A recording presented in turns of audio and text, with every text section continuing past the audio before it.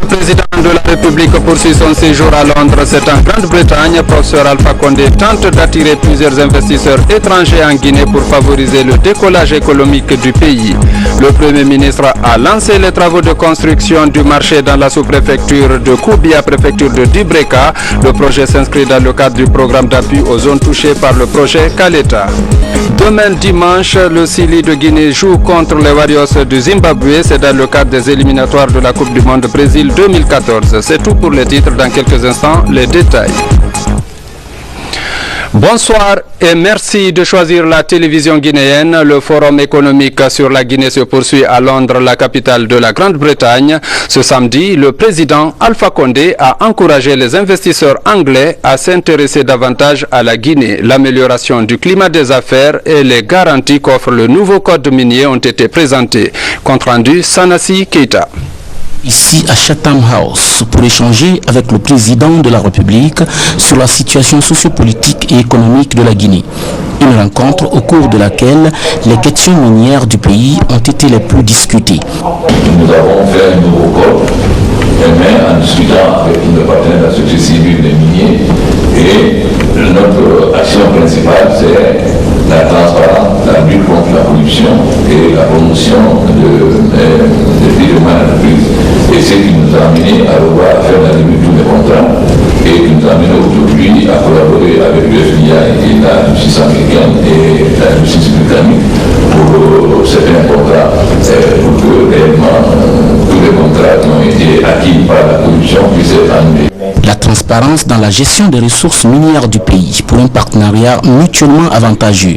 C'est en substance ce qui ressort de la déclaration du président de la République ici à Chatham House.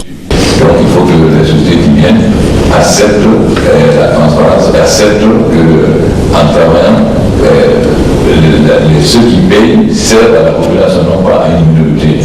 Donc si nous luttons contre la corruption, il faut que eux aussi ils nous aident à lutter contre la corruption. Parce que s'il y a un corrompu, c'est qu'il y a un corrupteur. S'il y a un corrupteur, c'est qu'il y a un corrompu.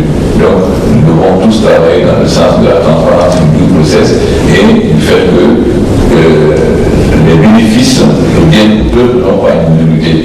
Parce que lorsque le niveau de vie du peuple s'élève, tous les conflits, que ce soit la guerre, que ce soit la menace islamique ou autre, la disparition.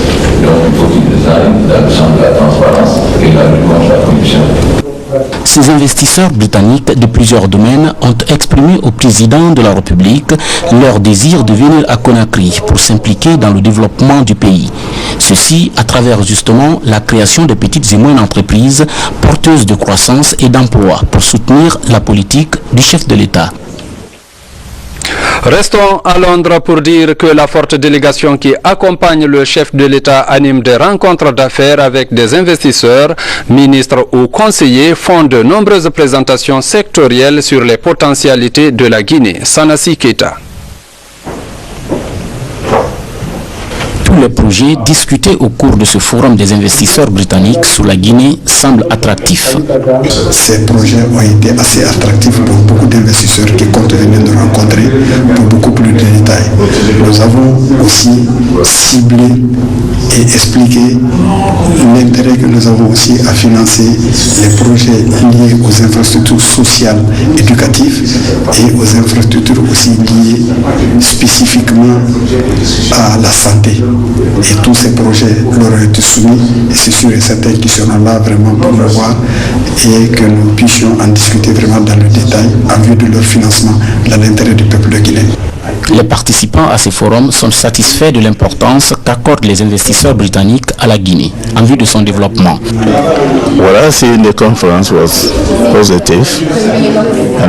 Cette conférence nous a donné une très bonne leçon sur la Guinée. Aujourd'hui, nous sommes convaincus que la Guinée est de retour. Un retour qui se traduit par les actes que le gouvernement du professeur Alpha Condé est en train de poser. Nous sommes décidés à mobiliser tous les moyens nécessaires pour aider la Guinée à se hisser au rang des pays émergents à travers bien sûr la volonté affichée par le chef de l'État. À la fin des travaux, le président de la République est venu remercier tous ces hommes d'affaires qui comptent investir en Guinée. Professeur Alpha Condé leur a rassuré de sa volonté de travailler avec eux dans un esprit de transparence mutuelle pour bâtir une nouvelle Guinée au profit de l'ensemble des Guinéens. Tout se passe dans une ambiance festive à l'occasion de ce cocktail.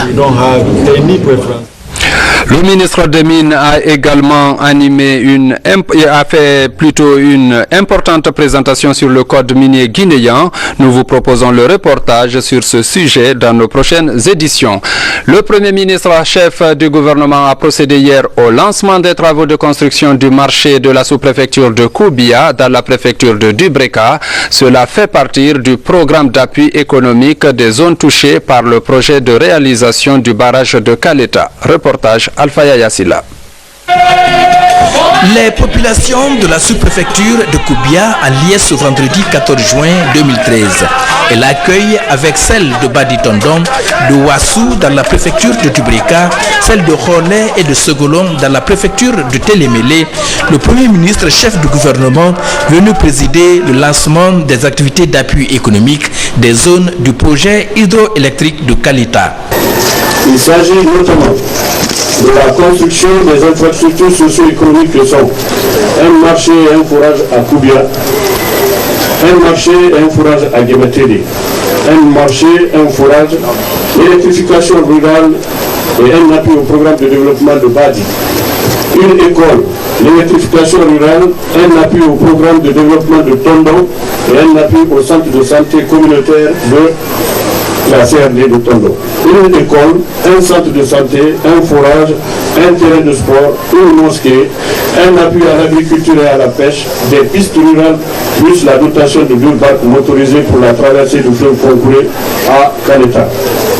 Une école, un poste de santé, un forage, un terrain de sport et un appui à l'agriculture et à la pêche de Sirou, Colette. Une école, un forage, un terrain de sport, une mosquée et un appui à l'agriculture et à la pêche à Kaleïr et Sougoulop. La protection des berges tout autour du lac par des essences forestières à croissance rapide. Le développement à terme de la pêche artisanale. Pour Elhadj Papakoli Kourouma, ce programme d'appui était un défi pour son gouvernement. À cette date, il y a peu de nombre qui croyaient à l'effectivité de cette activité. Aujourd'hui, par la grâce de Dieu, par la bénédiction de son Excellence, Monsieur le Président de la République, le professeur Alpha Condé, cela est devenu une réalité. Le professeur Alpha Condé dit que ce qu'il fait et fait que ce qu'il a dit. Le Premier ministre chef du gouvernement, fidèle aux idéaux du chef de l'État, professeur Alpha Condé, qui permettent à chaque Guinéen de bénéficier des retombées économiques de la Guinée, a invité les populations à l'unité et à la paix, gage sûr d'un développement. Ce projet est un grand projet, et pour la Guinée, pour l'ensemble du pays, je veux dire, mais particulièrement pour les populations des riveraines, n'est-ce pas, de ces infrastructures. Je l'avais dit ici, que non seulement les promesses seront tenues, mais ces promesses seront bien tenues. Aujourd'hui, ces choses faites, nous avons commencé à mettre les premières pierres et très certainement à l'avenir, toutes les infrastructures qui sont prévues dans le cadre de l'étude d'impact environnemental seront réalisées et conformément à la promesse qui a été tenue à la population. Et nous souhaitons qu'elle se termine dans les meilleurs délais pour que le peuple de Guinée puisse goûter maintenant au plaisir d'avoir le courant 24 heures sur 24. Parlons toujours de ce projet hydroélectrique de Kaleta pour dire que les responsables du projet viennent de mettre en route les activités de développement socio-économique de la localité et plusieurs questions ont été abordées lors d'une conférence de presse donnée à cet effet. Le point avec Marie Touba. Makoubia, district de Ouassou, préfecture de Dubreka, l'une des localités bénéficiaires des activités de développement socio-économique du projet Kaleta. Il s'agit de réalisation d'infrastructures de base, écoles, marchés, mosquées, forages, sans oublier l'électrification et le désenclavement, ainsi que d'autres projets non moins importants. La démarche vise à dédommager les populations riveraines confrontées aux effets collatéraux du méga-projet Kaleta, une gestion environnementale et sociale hautement appréciée par les populations des zones impactées. Il y a 2 projets sociaux prévus dans notre sous-préfecture.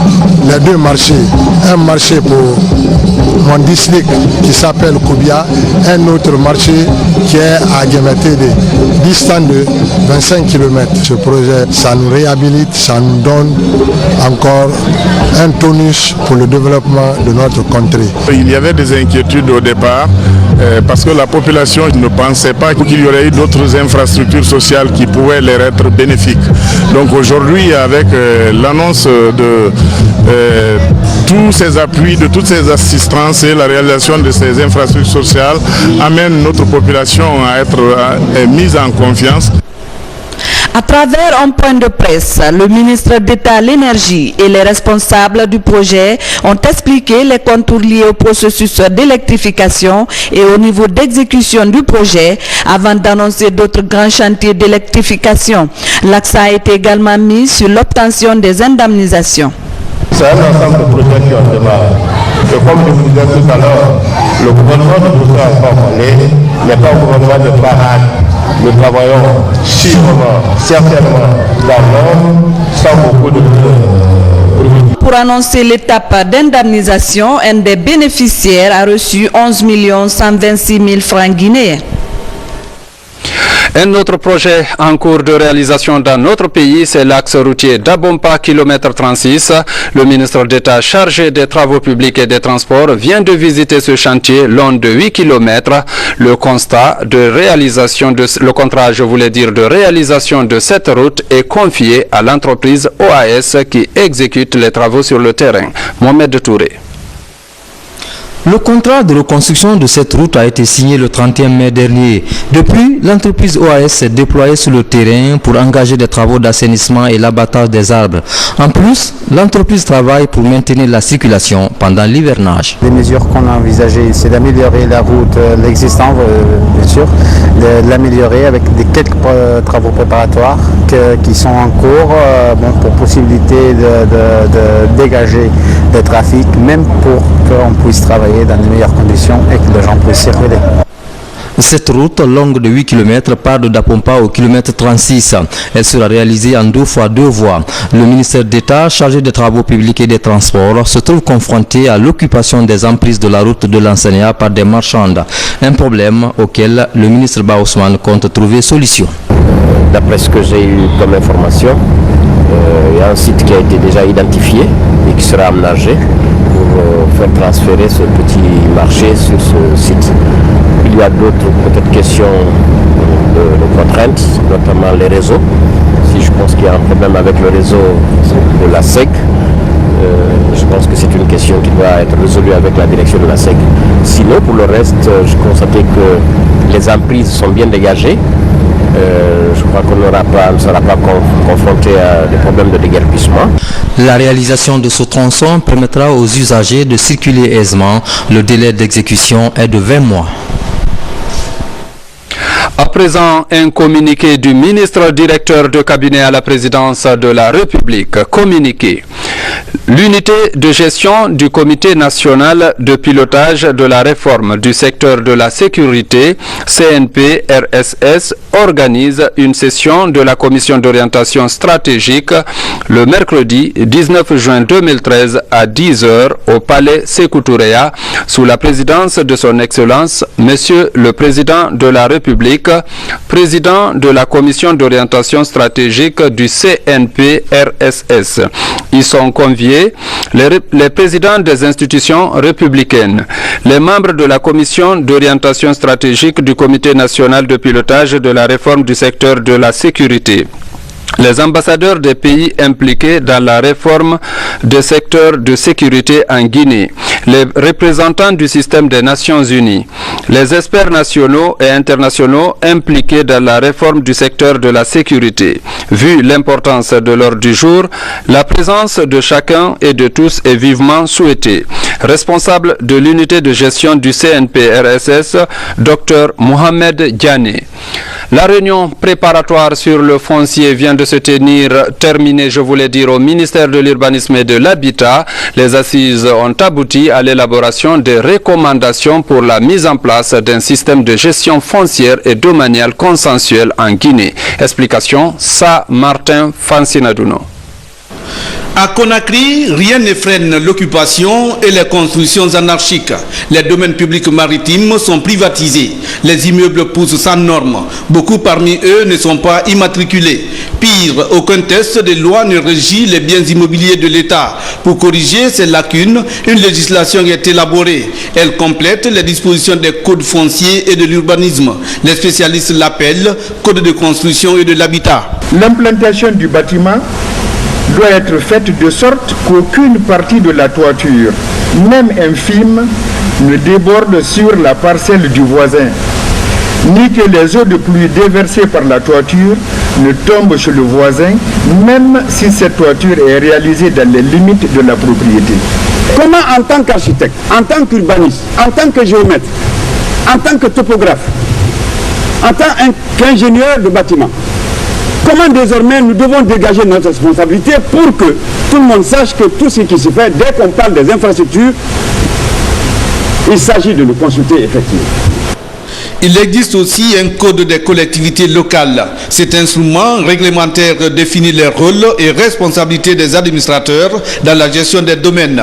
Aujourd'hui, les professionnels souhaitent que cet outil soit amendé. Le ministre de la Sécurité et de la Protection civile s'est rendu au commandement de la gendarmerie nationale. C'est dans le cadre de sa prise de contact avec les services de sécurité impliqués dans le maintien d'ordre. Le point avec capitaine Mori Kaba. Après les unités de police, El Haj Madifi Ndiané était au haut commandement de la gendarmerie nationale, direction de la justice militaire.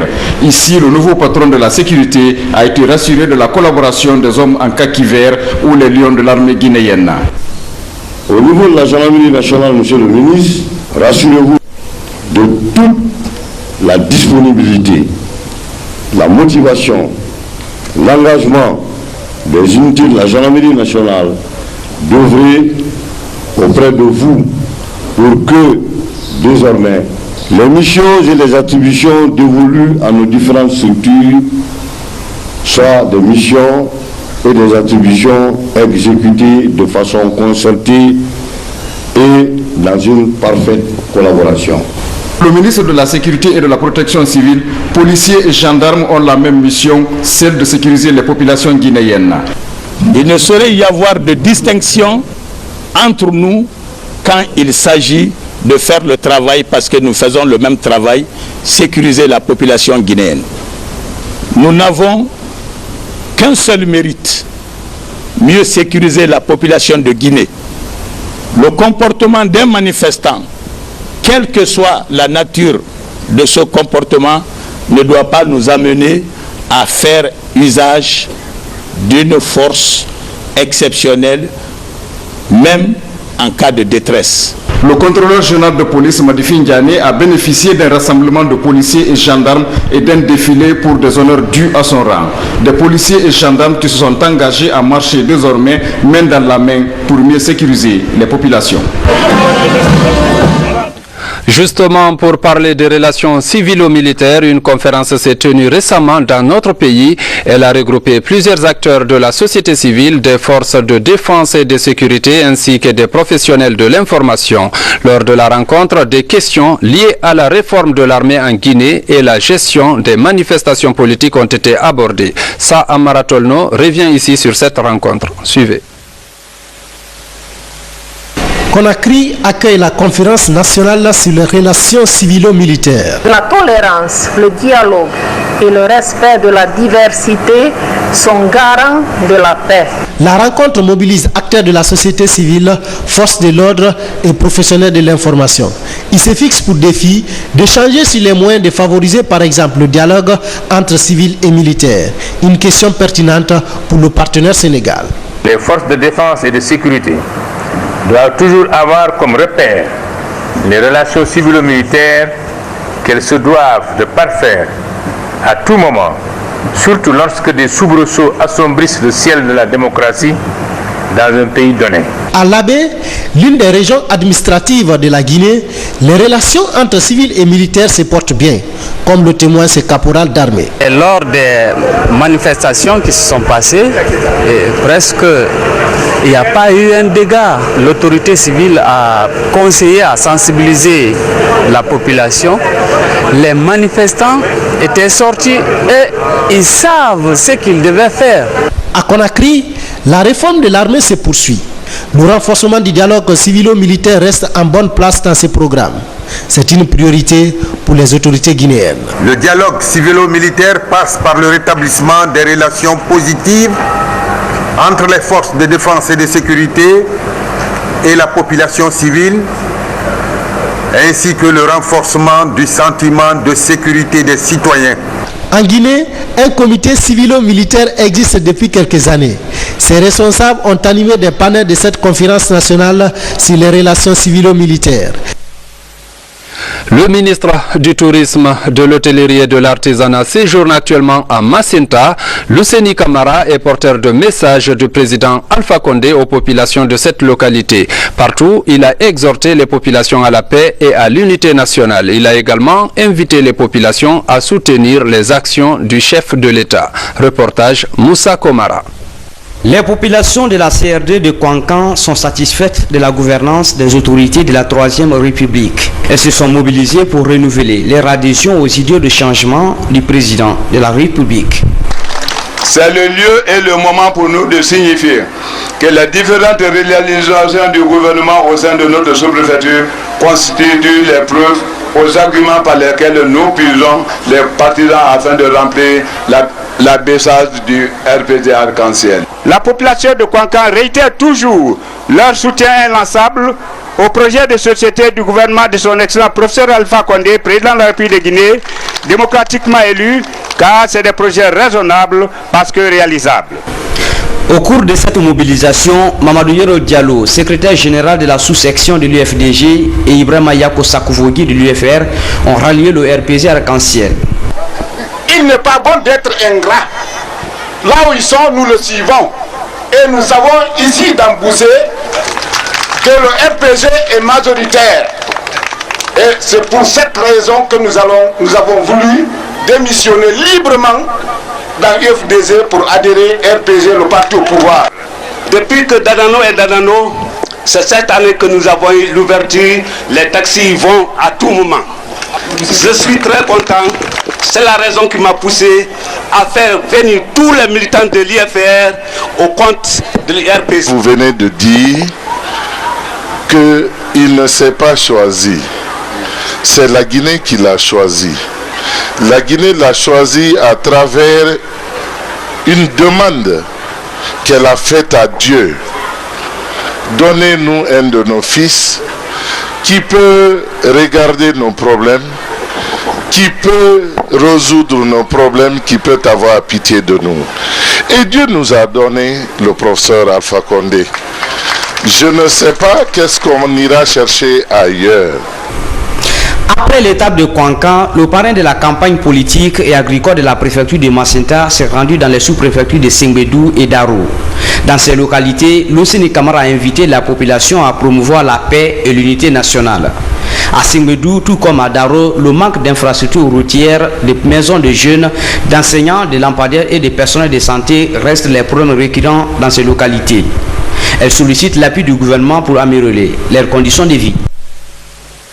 L'atelier de formation sur les actes uniformes révisés de l'OADA a connu une journée de sensibilisation sur le droit commercial général et l'organisation de sûreté. Lors de cette journée organisée par la Société financière internationale et la Banque mondiale, il a été révélé que la Guinée n'a toujours pas sa commission nationale OADA, et cela malgré les enjeux et les opportunités qu'offre cette institution. Le point avec Makale Souma. Les sociétés évoluent et les droits qui les régissent doivent suivre. Consciente de cela, l'Organisation pour l'harmonisation du droit des affaires en Afrique, OADA, a jugé nécessaire de faire des réformes. Au terme de quelques années d'application, notamment d'une dizaine d'années d'application des premiers actes uniformes de l'OADA, qui portent sur ces sujets, le droit commercial général et les sûretés, on s'est rendu compte qu'il y avait un certain nombre d'inadéquations, un certain nombre d'insuffisances de ces textes au contact de la pratique. Alors au FINIS, les enjeux sont extrêmement importants parce que l'amélioration de ce cadre juridique des affaires est extrêmement important pour le développement de l'économie. Malgré ces enjeux, la Guinée, qui est membre de l'OHADA depuis 2000, n'a toujours pas sa commission nationale OHADA. Le projet de décret n'est toujours pas signé, alors que chaque État membre a l'obligation d'avoir une structure de relais à l'interne. Ce que notre pays perd par l'inexistence de cette structure importante, c'est qu'il y a beaucoup d'activités liées à l'évolution du droit OHADA dans notre pays qui ne pourraient pas voir le jour. L'OHADA n'est pas une organisation économique mais juridique. Les enjeux sont donc les mêmes pour les 16 pays membres qui partagent d'ailleurs une législation commerciale commune.